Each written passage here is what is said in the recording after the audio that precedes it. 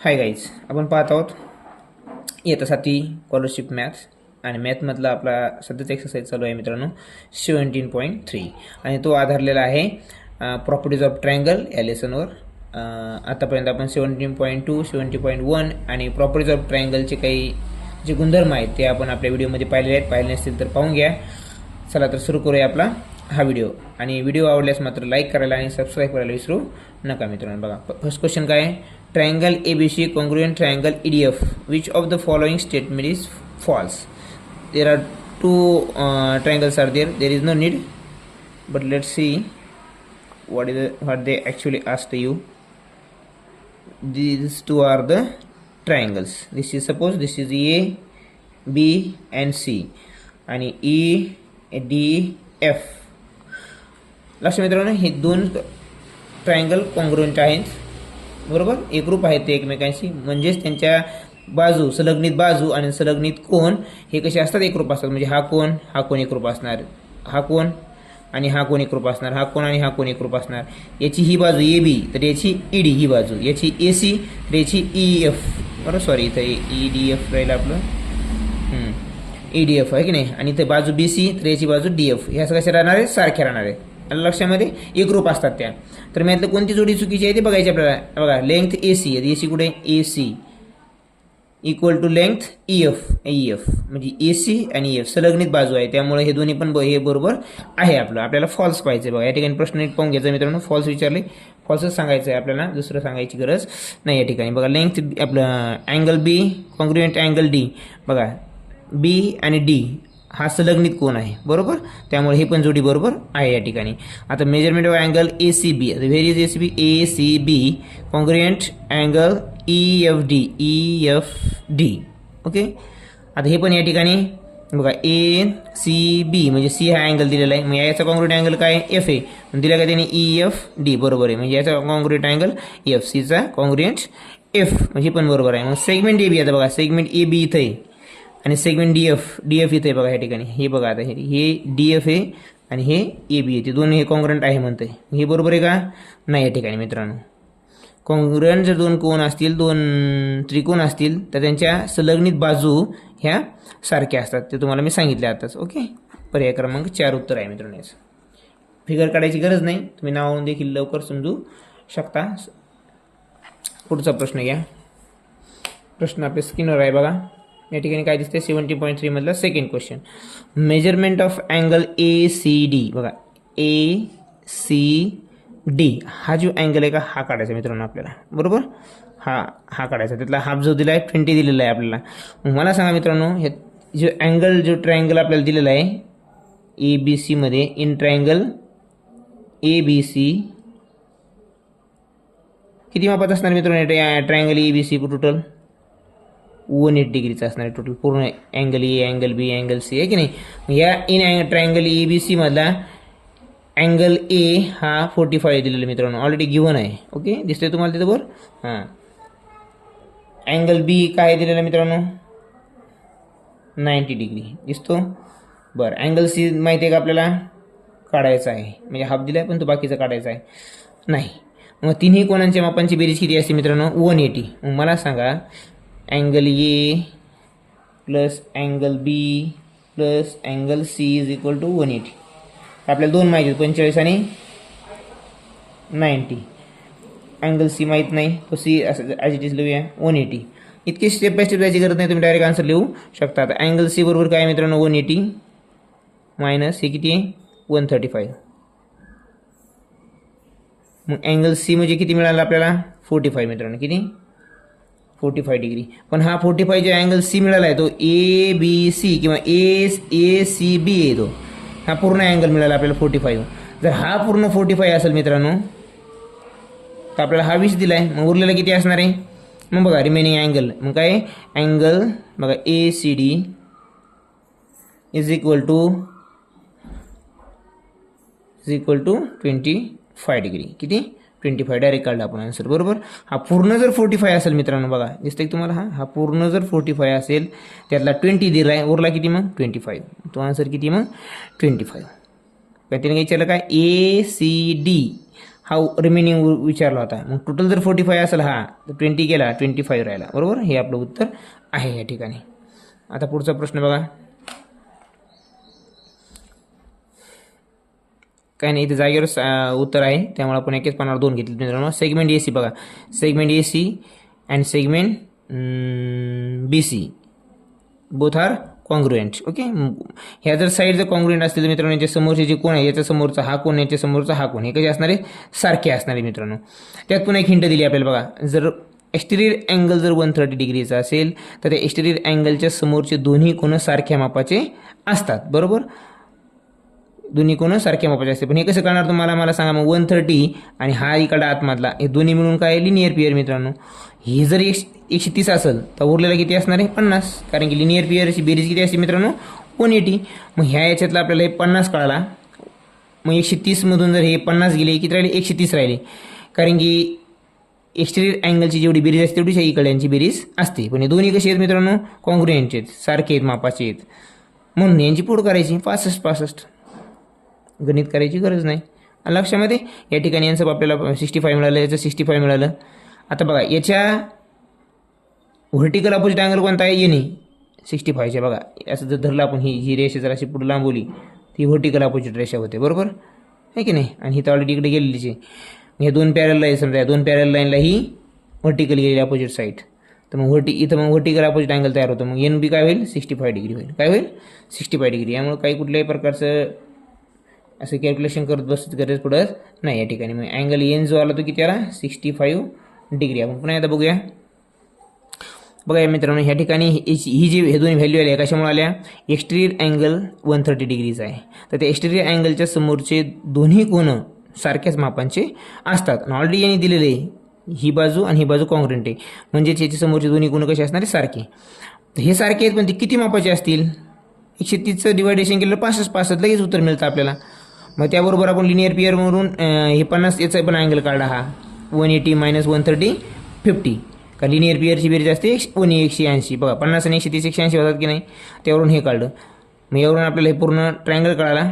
आणि हा एक हे AC आणि EB ही काय पॅरल लाईन मिळून, आणि पॅरल लाईनला ही छेदणारी व्हर्सल लाईन, ट्रान्सव्हर्सल लाईन. त्यामुळे इथं हा अँगल A आणि अँगल B हा ट्रान्सव्हर्सल तयार होतो. आणि transversal opposite vertical opposite angle जे असतात व्हर्टिकल आहे की नाही, अल्टरनेट अँगल, त्यांचं काय होतं, ते सारखे मापाचे असतात. त्यामुळे हा 65 तर हा पण 65. म्हणून येणं आपला किती आला, 65. लक्षामध्ये अशा प्रकारे ते लक्षात ठेवायचं आहे मित्रांनो.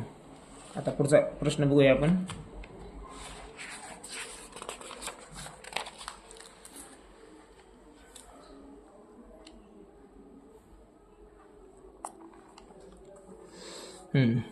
प्रश्न काय बघा.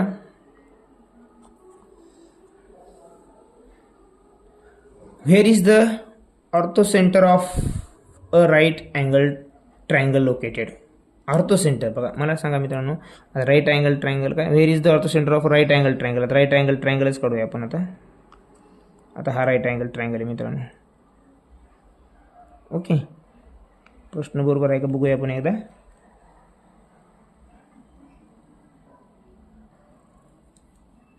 चार नंबरचा प्रश्न आहे तो. व्हेअर इज द ऑर्थोसेंटर, बरोबर. हां, ऑर्थोसेंटर कोण तयार करतं मित्रांनो, मीडियन का अल्टिट्यूड. ऑर्थोसेंटर तयार करतो मित्रांनो, अल्टिट्यूड तयार करतो. बरोबर, अल्टिट्यूड जो असतो तो हे तयार करतो, काय तयार करतो, ऑर्थोसेंटर तयार करतो. आणि अल्टिट्यूड म्हणजे काय मित्रांनो, एका व्हर्टेक्सवरून दुसऱ्या विरुद्ध बाजूला टाकलेल्या लंबाला आपण अल्टिट्यूड म्हणतो. आणि अल्टिट्यूड म्हणजेच काय असतं, शॉर्टेज डिस्टन्स. आणि जिथं जो लंब जातो त्या ठिकाणी काय करतो, तो 90 डिग्रीचा अँगल तयार करतो. कोणत्या डिग्रीचा, 90 डिग्रीचा. तर मला सांगा, मग हे ऑलरेडीच राईट अँगल ट्रायंगल आहे. मग याचा जो हे होणार तयार आहे ऑर्थोसेंटर, तो कुठं तयार होणार आहे, तो ऑलरेडीच आपल्या ह्या on the vertex of right angle triangle. Right angle ट्रायंगलवर त्याचा व्हर्टेक्स तयार होणार, आपलं ते अँगल तयार होणार आहे, ऑर्थोसेंटर तयार होणार आहे. बघा, दोन्ही रेषा कुठे छेदल्या, इथं छेदल्या. बरोबर, आणि दोन्ही रेषा इथंच 90 डिग्रीचा अँगल तयार करतात. आता आपण इथून जर इथं रेष काढली तर 90 डिग्रीचा अँगल तयार करणार नाही येते. आल्या लक्षामध्ये. मग केव्हाही ध्यानात ठेवायचं, ऑर्थोसेंटर जो आहे, जो अल्टिट्यूड तयार करतो. अल्टिट्यूड म्हणजेच काय मित्रांनो, अल्टिट्यूड समजा हे आता हा बेस आहे याचा समजा, आणि हे काय मग इथं हाईट होईल. इकडून जर मोजलं तर ही काय होईल, हाईट होईल. आणि लक्षामध्ये अल्टिट्यूड म्हणजेच काय असतं, त्या अँगलची हाईट असते. आणि ते दोन्ही ज्या रेषा आहेत हाईटचं काम करतात, आपण त्याला सपोज केल्यानंतर समजा, बरोबर. तर त्यांचं जे सेंटर असतं ते सेंटर ऑलरेडी कुठे आलेलं आहे, ह्या व्हर्टेक्सवरच आलेलं आहे, on the vertex of right angle triangle. Right angle म्हणजे याचं उत्तर काय आहे, हे 2 नंबरचं आहे मित्रांनो. मग राईट अँगल ट्रायंगलचा ऑर्थो सेंटर कुठे येतो, सेंटरला किंवा ते इंटेरियर एक्सटेरियर कुठे येत नाही, तो कुठे येतो, on the vertex of right angle triangle. Right angle. Okay. तर हे आपलं उत्तर आहे. अँगल बी हाच त्याचा काय आहे, ॲल्टिट्यूड आपलं ऑर्थो सेंटर आहे त्या ॲल्टिट्यूडचा, बरोबर. आणि ॲल्टिट्यूड म्हणजे shortest distance of that triangle. पुढचा प्रश्न बघा. Question number 5th. Question, look at that here. With reference to the following figure, measurement of angle BAC, look at it here, BAC is equal to what?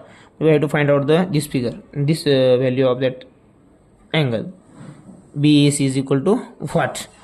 So look at that guys.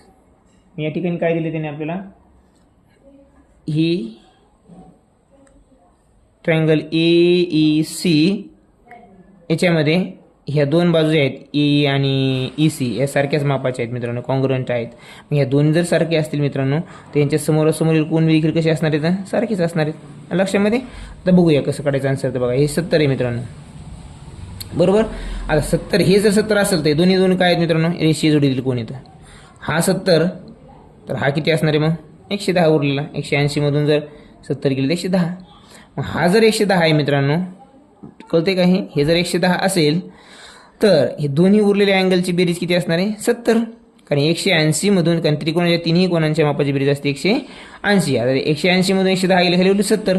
पण हे दोन्ही जे कोण आहेत, angle A आणि angle C, ह्या AEC मधले, sorry ह्या AEC मधले हे अँगल सी आणि अँगल ए आहेत, या दोन्हींची मापाची बेरीज किती आहे, 70. पण दोन्ही एकमेकांचे काय आहेत, कॉन्ग्रुएंट अँगल आहेत, सारखेच मापाचे असणार आहेत ते. मग 70ची फोड करावं लागणार आपल्याला सारखी 35. याच्यापेक्षा दुसरी काही फोड होते तयार नाही. त्यामुळे आपला आन्सर काय या ठिकाणी मित्रांनो, बघा हा 35चा असेल तर हा पण 35चा असणार आहे, कारण दोन्ही कॉन्ग्रुएंट अँगल आहेत. पण 35 कसं काय, कारण 180 मधून 110 गेला, बरोबर. मग उरले आपल्याकडं 110 गेला, 70 उरले. मग 70 हे दोन्ही कोणांच्या मापांची बेरीज आहे, मग ते सारखे मापाचे येतं ह्या दिलेल्या आकृतीवरून, म्हणून ते 35 अशी त्यांची फोड केलेली आहे. एक तर मिळाला आपल्याला अँगल ए मधला 35 मिळाला आहे. बघा इथं ऑलरेडी दिलेली तुम्हाला. हे काय मित्रांनो, 60 आणि 70 किती, 130. म्हणजे अँगल ट्रायंगल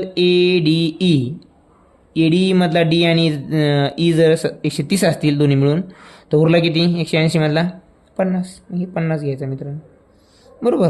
आता इकडं तुम्हाला ओळखायचं आहे. आता इकडं उत्तर कसं काढणार, बघा. आता हे काय मित्रांनो, ही BD length, BD congruent length AD. तर मला सांगा हा 60 आहे मित्रांनो, तर याच्या बाजूचा जो आहे दोन्ही जण मिळून काय होतील, लिनियर पेअर होतील. मग हा जर 60चा असेल तर 180 मधून 60 गेला काय होईल, 120. तर हा 120 आला मित्रांनो. हा कोणता आला, हा 120 मापाचा आला. पण आता हे जे आहेत ना उरलेले 2 कोण, 2 बाजू ह्या सारख्या आहेत मित्रांनो, आणि सारख्या बाजू समोरील कोण कसे असतात, सारखे असतात. तर हे दोन्ही कसे असणार, सारखे असणार. पण हा 120 आहे मित्रांनो. त्रिकोणाच्या तिन्ही कोणांच्या मापांची बेरीज असते 180, त्यातले 120 तर कटले इथंच, उरले किती, 60. मग 60 असतील आणि हे दोन्ही जर कोण सारखे असतील एकमेकांचे, तर हे 30 तर हा 35, बरोबर. मग आता मला सांगा मित्रांनो, आता आपण लिहून दिलं असतं पण खूप मोठं लिहायला लागेल, त्यामुळे आपण शॉर्टकट लिहूया. आता मला सांगा BAC बरोबर किती येईल मित्रांनो,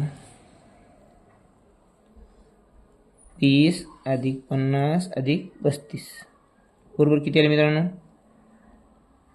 115. असं उत्तर आहे आपलं. समजलं. ह्या दोन्हीच्या खालच्या बेसवरून जे बेसवरचे अँगल आहेत त्यावरून त्याच्या शेजारचा जो अँगल आहे आपण काय म्हणतो त्याला, रेषी जोडीतील कोण नाही की नाही, लिनियर पेअर. ते लिनियर पेअर काढून घेतले. आणि लिनियर पेअरमुळं बाकीचे दोन्ही अँगलची आपल्याला माहिती काढणं सोपं केलं, कारण की इकडं बी दोन्ही अँगल्स आणि इकडे दोन्ही अँगल्स हे एकमेकांचे काय आहेत, कॉन्ग्रुएंट आहेत. त्यांचे दोन्हीचे माप सारखे असणार आहेत, बरोबर. चला पुढचा प्रश्न बघूया आपण. 7th नंबरचा.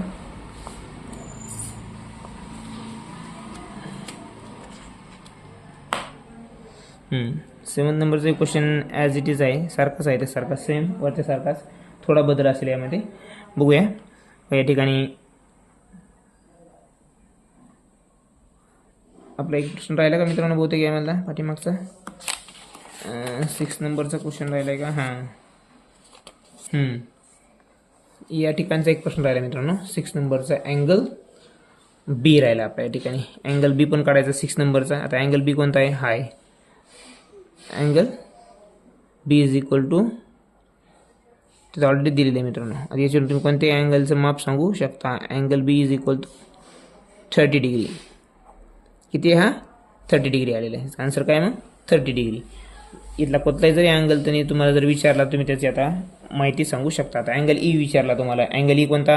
ई डी किती? तसं तर ऑलरेडी दिलेला आहे. पण अँगल ई सी जर विचारला तर तुम्ही सांगू शकता 110, कारण रेषी जोडीतील कोण आहेत त्यांची बेरीज 180 असते. अशा प्रकारे कुठलाही ते विचारू शकतात, तर आपल्याला सांगता आलं पाहिजे. पुढचा प्रश्न घेऊया आपण आता 8 नंबरचा 7 नंबरचा.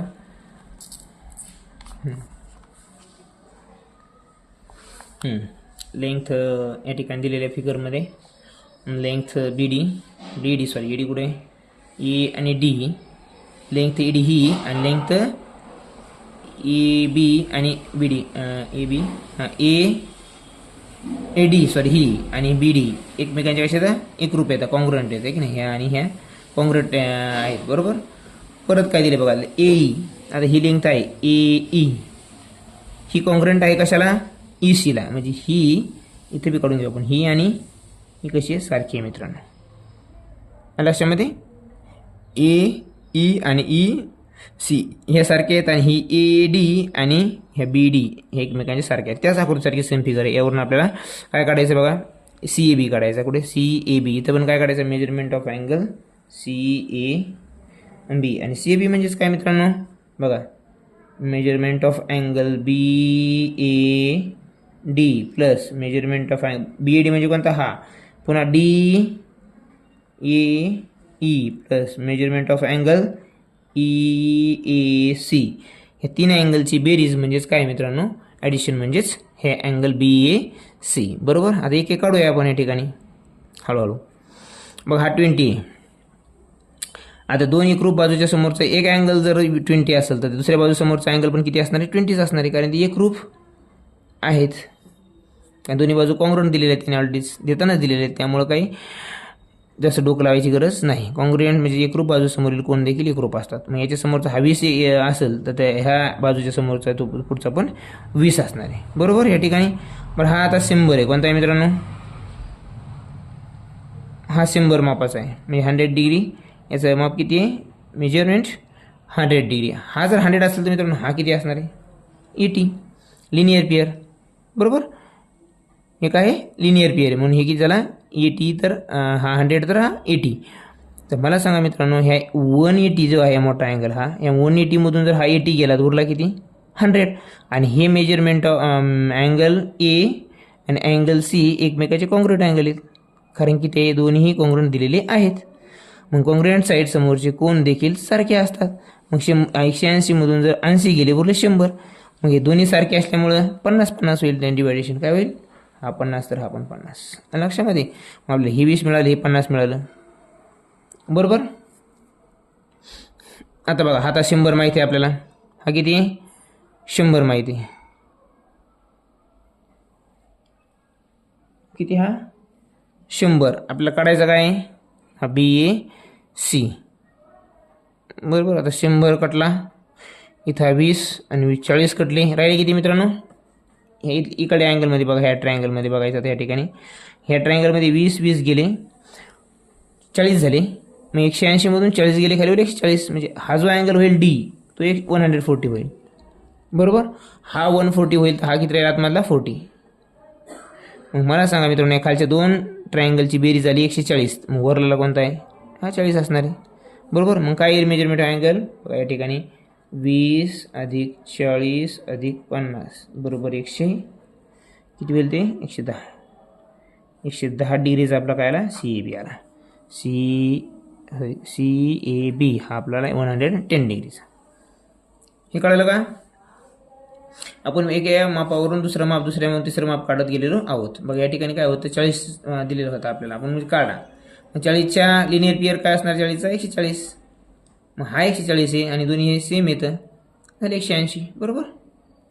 आणि इकडं कसं आहे, आता हे इथला 100 होता, हा 40 होता, तर उरलेलं किती असणार 40, त्यावरून ती किंमत काढली आपण. अशा प्रकारे तुम्हाला सॉल्व्ह करायचं आहे. तर आपल्या या ठिकाणी आन्सर आहे 2 नंबरचं 110 मित्रांनो. लक्षामध्ये हे लेसन सोपे आहेत तुलनेने दुसऱ्या लेसनच्या. बघा 8 नंबरचं काय आहे, या ठिकाणी काय दिलं आहे, इन ट्रायंगल ABC, कुठे ABC का सॉरी ABC सेगमेंट ED, बघा सेगमेंट ED दिले, segment ED is equal to, segment ED is the median, okay, and the point G is the centroid. G is the centroid मित्रांनो. if length AD, पूर्ण ED total जर किती आहे 4.8 centimeter, we have already solved this problem, this same like that problem, okay, in previous exercise. So what is the length AG? AG कोणती मित्रांनो, ही AG आहे, ही AG आपल्याला काढायची आहे. आणि मध्यगा नेहमी त्या रेषेला कोणत्या रेशिओमध्ये विभागते मित्रांनो, जो रेशिओ असतो त्यामध्ये याचा रेशिओ त्या मध्यगाचा मीडियनचा तो असतो मित्रांनो 2:1, बरोबर. मग या ठिकाणी बघूया आपण, ही x धरली तर ही किती होईल मित्रांनो 2x, लक्षामध्ये. मग आता बघूया आपण 2x अधिक x बरोबर 2ची बेरीज आपल्याला ऑलरेडी दिलेली आहे मित्रांनो EDची पूर्ण 4.8 सेंटीमीटर. मग काय होईल मित्रांनो 3x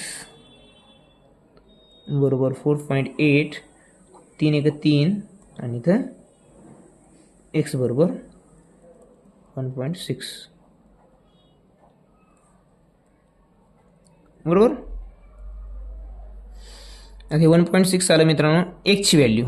आपल्याला काय सांगितलं आहे AG, ती AG काय आहे मित्रांनो 2x आहे. मग AG बरोबर 2x, therefore 2 × 1.6 is equal to 3.2. अशा पद्धतीचा आपला आन्सर या ठिकाणी येत आहे. मग याचा आन्सर काय खरं 3.2 सेंटीमीटर, बरोबर. कारण की हे जे रेषा असतात, हे जे सेंट्रॉइड आहे मित्रांनो, ती मध्यगा कोणत्या रेशिओमध्ये विभागते 2:1, कोणत्या 2:1. आता इथून जरी आपण एक मध्यगा काढली तर ही 2 राहील आणि ही 1 राहील मित्रांनो, लक्षामध्ये. त्यांचा रेशिओ 2:1 असतो. त्यामुळे आपला आन्सर आलं आहे 3.2, कारण ही जी 2x आहे, ही एक जरी x असेल तर ही 2x असते. मोठं जे दिसतं तुम्हाला अंतर ते 2x गृहीत धरायचं, लक्षामध्ये. असं प्रकारचे उत्तर आपलं आहे. आता 9 नंबरचा प्रश्न बघूया मित्रांनो ह्याच लेसनवरचा काय आहे तर.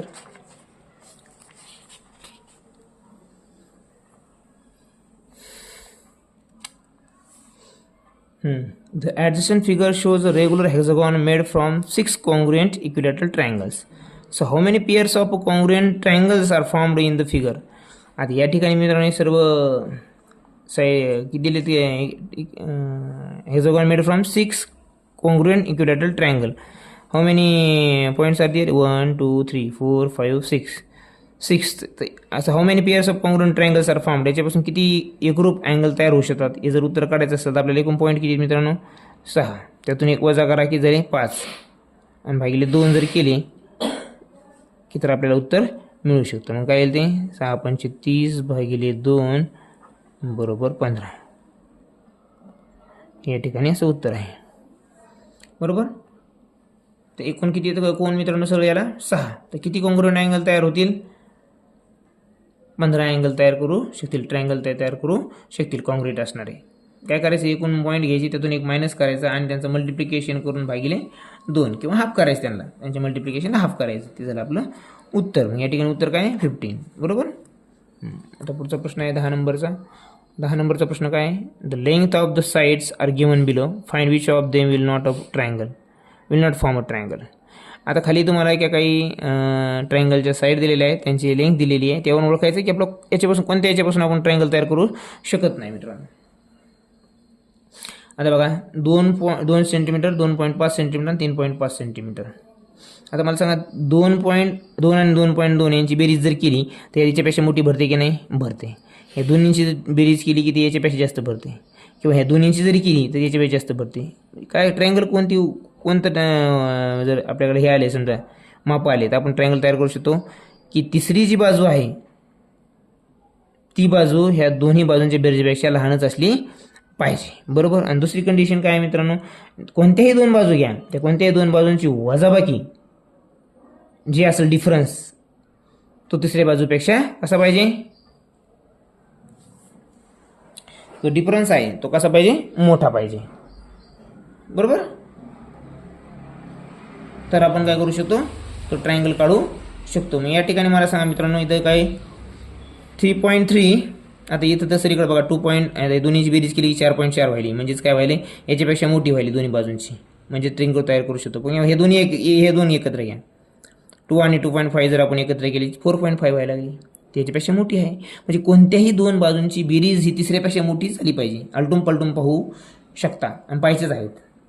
आणि लक्षामध्ये आता बघा, इथं बघा, इथं तुम्हाला लक्षात येईल लगेच 4.5 आणि 5.2 ह्या दोन्हींची बेरीज जर केली तर नक्की याच्यापेक्षा जास्त भरणार आहे, किंवा ह्या दोन्हीची केली की याच्यापेक्षा जास्त भरणार आहे, ह्या दोन्हींची केली की याच्यापेक्षा जास्त भरणार आहे, बरोबर. म्हणजे दोन्ही बाजूंची बेरीज केल्यानंतर ती कशी तिसऱ्या बाजूपेक्षा मोठी आली पाहिजे बेरीज त्यांची. ओके. आणि वजाबाकी मात्र बघा त्या ठिकाणी 3.3 आणि 6.5 आणि 3.2. आता 3.3 आणि 3.2 किती व्हायले, 6.5. मग 6.5, तर ही आपला रूल पूर्ण होतोय का, हे प्रॉपर्टी फॉलो करते का, ही कंडिशन नाही करत मित्रांनो. दोन बाजूंची बेरीज, या दोन्ही बाजूंची बेरीज हिच्यापेक्षा मोठी असायला पाहिजे. ती भरते का इथं, नाही बरं, इक्वल भरते, इक्वल नाही पाहिजे आपल्याला, ती वर भरली पाहिजे. मग काय लिहिणार उत्तर, आपलं उत्तर काय मग 3.3 सेंटीमीटर, 6.5 सेंटीमीटर आणि 3.2 सेंटीमीटर. हे आपलं ट्रायंगल फॉर्म करू शकत नाही, कारण की ह्या दोन्हींची बेरीज किती आहे मित्रांनो, 6.5 इज इक्वल टू 6.5 व्हायला इक्वल पाहिजे का, नाही पाहिजे मित्रांनो.